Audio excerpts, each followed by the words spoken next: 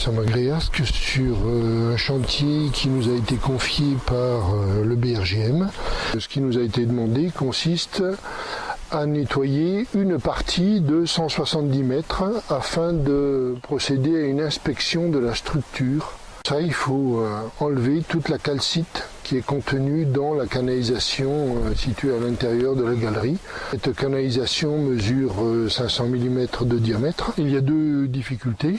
La première difficulté, c'est la longueur. Le camion se situe à 60 mètres de l'entrée de la galerie. Ensuite, il faut faire 110 mètres à l'intérieur de la galerie.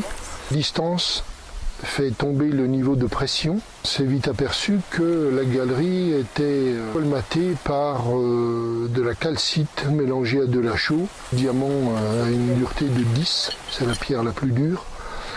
La calcite a une dureté de 3 mots. Il a fallu utiliser donc tout d'abord une tête qui était perforante, qui permet de pénétrer dans la calcite. Ensuite, tous les déchets produits par cette perforation doivent être évacués. On utilise à ce moment-là une autre tête de curage qui s'appelle une bombe. Donc tous les jets sont en rétroaction et donc lorsqu'on la retire, ça fait ressortir de la galerie ou de la conduite tous les déchets. Ce sont des têtes de curage spécifiques en fonction de la dureté du dépôt contenu dans la canalisation à nettoyer. Et là, un robot de fraisage vibrant.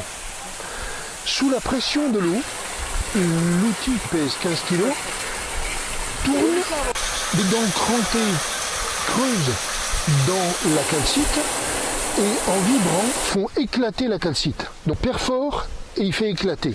Indépendamment des difficultés techniques, il y a les questions de sécurité.